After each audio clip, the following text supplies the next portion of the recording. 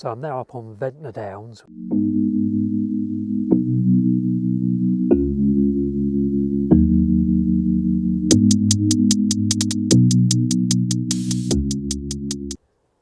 So the bird observatory itself would probably be based down in the undercliff, down there, looking down towards Ventnor now.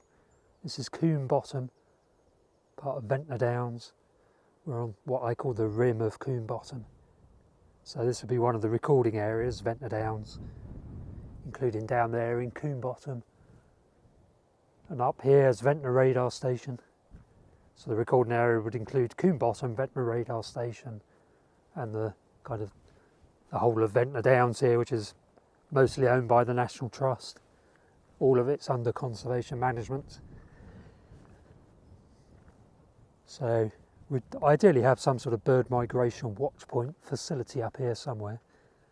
The building just over there, just to the right of the that telegraph pylon thingy, would have made an ideal bird observatory kind of bird migration watch point, but unfortunately it was purchased quite cheaply, I gather, and is now a private residence. So we kind of missed out on that opportunity. But yeah, we'd ideally have, as part of the bird observatory project, regular volunteers that would come up here and do regular counts of grounded landbird migrants. So Ventnor Downs here is superb for landbird migrants. This fence line in particular attracts loads of feeding philosks, willow warblers and chiffchaffs in spring and autumn, and also, you know, redstarts, plenty of redstarts, spotted flycatchers. Love this fence line. Windchats, not so many windchats, but a few.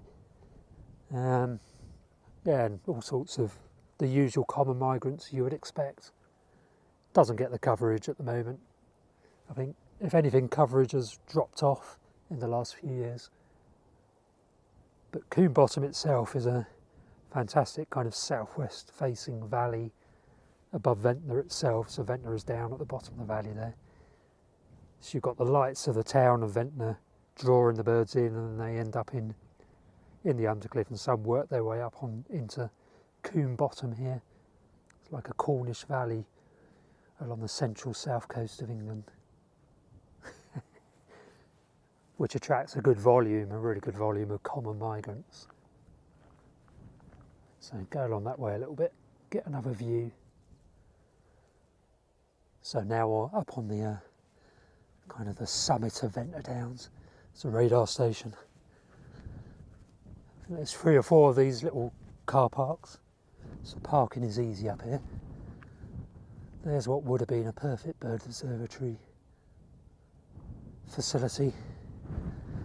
Might be possible to take on this pillbox thing, or whatever it is, and turn that into an observatory facility.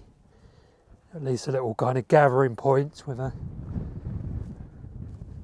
coffee making stove in there. But I think it's called 100 Acre Field. Again, it's owned by the National Trust. Was arable, I think, 20 years ago. It's now acidic grassland, acid grassland on the gravel cap. Lovely mosaic of very short swards and longer swards that the skylarks and meadow pipits really love. Wheatears love popping around these buildings. Look at those fence lines along there, ideal for something, not really sure what. Shrikes again. So yeah, this is all the bird observatory kind of recording area, or the potential bird observatory recording area, all owned by the National Trust. Pretty easily watched, does get busy with dog walkers at times, but still plenty of spots up here where you can go where you're not too badly harassed by dogs. This isn't one of them. This does get busy.